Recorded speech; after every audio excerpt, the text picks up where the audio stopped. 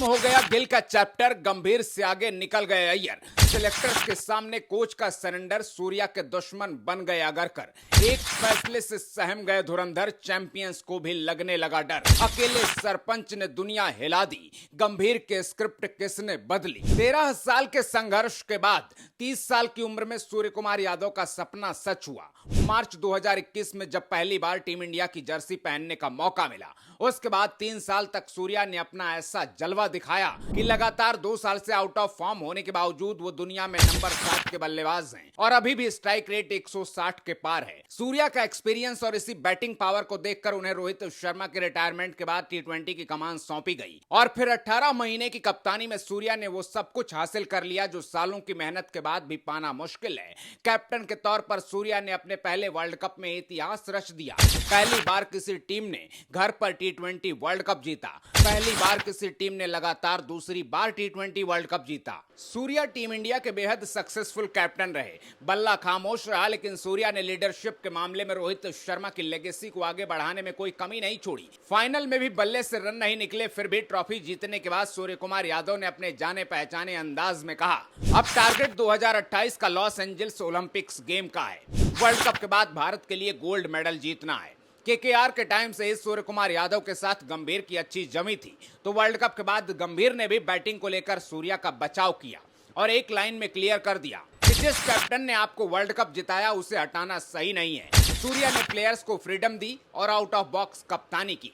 In short, गंभीर किसी भी हाल में वर्ल्ड कप विनिंग कैप्टन को हटाना नहीं चाहते थे। सूर्या के साथ मिलकर ही इस फियरलेस टीम को कम से कम 2028 तक चलाने का प्लान था। यही वजह थी कि बल्ला नहीं चलने के बावजूद सूर्या का कॉन्फिडेंस हाई था। तो अब सवाल यह है कि आखिर ऐसा क्या हुआ जो कप्तानी छोड़ो सूर्या को टीम में जगह भी नहीं मिली। आखिर क्यों गंभीर की वीटो पावर भी काम नहीं आई। अगले 2 मिनट में कहीं मत जाइएगा, पूरी इनसाइड स्टोरी बहुत तेजी से बताऊंगा। दरअसल कहानी यह है कि गंभीर के आने के बाद अजीत अगरकर ज्यादा कुछ नहीं बोलते थे। शुरुआती कुछ महीनों में जो गंभीर चाहते थे वही चल रहा था, लेकिन ओडीआई में गिल की कप्तानी हो या फिर टेस्ट में टीम इंडिया की शर्मनाक हार, खतरे की घंटी बजी तो सिलेक्शन के मैटर में गंभीर का दायरा समेट दिया गया। गंभीर राज में कई सरप्राइजिंग और मनमाने फैसलों की वजह से बीसीसीआई मैनेजमेंट खुश नहीं था। टी20 में जिस तरह से शुभमन गिल को जबरदस्ती खींचा गया, उससे मैनेजमेंट और ज्यादा परेशान हुआ, क्योंकि एक तरफ गिल लगातार फेल हो रहे थे, हर मैच के साथ ट्रोल हो रहे थे, उधर दूसरी ओर टीम में होकर भी संजू सैमसन को फेयर चांस नहीं मिल रहा था, तो वहीं अपने दम पर मैच पलटने वाले ईशान किशन और श्रेयस अय्यर की टीम में जगह नहीं बन रही थी। ऐसे में सवाल उठ रहे थे कि क्या गंभीर नाम और चेहरा देखकर टीम पिक करते हैं, क्या इसलिए टीम इंडिया के साथ एक्सपेरिमेंट चल रहा है। बीसीसीआई में लगातार ये चर्चा चल रही थी, लेकिन कोई ऐसा चेहरा नहीं था जिसे ऊपर से बैकिंग हो जो खुलकर गंभीर के खिलाफ खड़ा हो सके। इसलिए टी20 वर्ल्ड कप से 4 महीने पहले सितंबर 2025 में 2 बड़े फेज सामने आए। 40 साल के आरपी सिंह, जो खुद 2007 टी20 वर्ल्ड कप के जीत के हीरो रहे, और स्पिन बॉलिंग की तगड़ी समझ रखने वाले 39 साल के प्रज्ञान ओझा। आरपी सिंह और प्रज्ञान ओझा के आते ही सिलेक्शन कमेटी का समीकरण बदल गया। 2 महीने बाद वर्ल्ड कप से ठीक पहले 2 ऐसे फैसले हुए जिसने ये बता दिया कि इंडियन क्रिकेट का सिस्टम बदल रहा है। अब यहाँ फॉर्म और करंट परफॉर्मेंस पर ज्यादा फोकस होगा। नाम और रिकॉर्ड के आधार पर मौके मिलेंगे, लेकिन इतने नहीं कि दूसरे डिजर्विंग प्लेयर्स की जिंदगी बर्बाद हो जाए। आरपी सिंह, प्रज्ञान ओझा ने आते ही गंभीर को बड़ा झटका दिया जब शुभमन गिल को टी20 की स्कीम से पूरी तरह बाहर कर दिया। संजू को बराबर मौके मिले। 26 महीने बाद ईशान किशन का वनवास खत्म हुआ। इस क्लैरिटी की वजह से टी20 की ऐसी घातक टीम तैयार हुई कि 2 मेन बैटर अभिषेक शर्मा और सूर्य कुमार यादव के फ्लॉप होने के बावजूद टीम इंडिया ने वर्ल्ड कप की ट्रॉफी उठाई। लेकिन सिलेक्शन में इतने बड़े फैसले होने आसान नहीं थे, क्योंकि हेड कोच गौतम गंभीर सूर्या के बाद गिल को ही ऑल फॉर्मेट कैप्टन बनाना चाहते थे और खुलकर बैक कर रहे थे। लेकिन आरपी सिंह और प्रज्ञान ओझा ने शुभमन गिल के टी20 स्ट्राइक रेट और करंट फॉर्म का डेटा टेबल पर रखा और सिलेक्शन मीटिंग में सवाल दागे तो गंभीर के पास कोई जवाब नहीं था। लेकिन उस वक्त गिल के मामले में अजीत अगरकर भी गंभीर के साथ खड़े थे। इसलिए अगर गंभीर की बात काटनी थी तो आरपी सिंह और प्रज्ञान ओझा सिलेक्शन कमेटी में मेजॉरिटी वोट जुटाने थे, यानी कि 5 में से 3 का समर्थन जरूरी था। डेटा डिस्कस किया गया तो एक और सिलेक्टर शिव सुंदर दास ने अपना वोट गिल के खिलाफ डाल दिया, क्योंकि प्रज्ञान ओझा और शिव सुंदर दास दोनों ने ओडिशा और हैदराबाद के लिए साथ में क्रिकेट खेला है। दोनों के बीच शानदार ट्यूनिंग है। गौतम गंभीर और अजीत अगरकर की जोड़ी को यह उम्मीद नहीं थी कि सिलेक्शन रूम के अंदर शिवसुंदर दास इतनी मजबूती से वाइस कैप्टन को ड्रॉप करने के पक्ष में खड़े हो जाएंगे। इसी तीसरे वोट से क्लियर हो गया कि अब सिलेक्शन में सिर्फ हेड कोच या फिर चीफ सिलेक्टर की नहीं चलेगी, फैसला मेरिट और मेजॉरिटी के आधार पर ही होगा।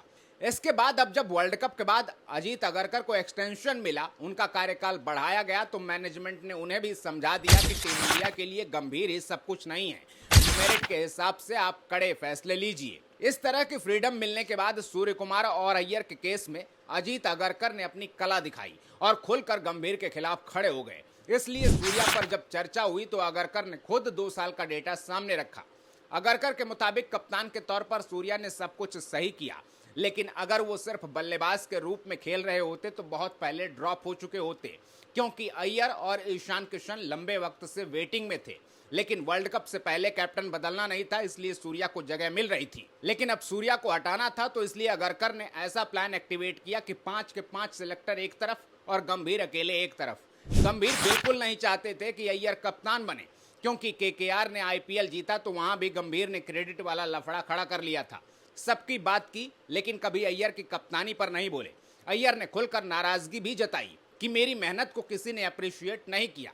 इसी बात को लेकर गंभीर कभी अय्यर का कमबैक चाहते ही नहीं थे, लेकिन शायद गंभीर ये भूल गए कि जब तक डोमेस्टिक खेलने को लेकर विवाद नहीं हुआ था, डिसिप्लिन वाला मैटर नहीं फंसा था, तो गंभीर के आने से पहले ही अय्यर को ही ऑल फॉर्मेट कैप्टन बनाने का प्लान था। मई 2024 में पूर्व चीफ सिलेक्टर एमएसके प्रसाद ने बताया था कि आईपीएल में अय्यर की लीडरशिप से बीसीसीआई के लोग बहुत इंप्रेस थे। राहुल द्रविड़ और रोहित शर्मा भी अय्यर को आगे बढ़ाने के पक्ष में थे। रोहित शर्मा के साथ अय्यर को कैप्टेंसी के लिए ग्रूम भी किया जा रहा था, लेकिन फिर बीसीसीआई ने सबको मैसेज देने के चक्कर में अय्यर ईशान की अग्नि परीक्षा ले डाली, सेंट्रल कॉन्ट्रैक्ट रद्द कर दिया, पूरी तरह बाहर कर दिया। शायद दूसरे खिलाड़ी होते तो प्रेशर में टूट जाते, लेकिन ईशान किशन और अय्यर दोनों ने खुद को ऐसे तपाया कि दुनिया के सामने एग्जाम्पल बन गए।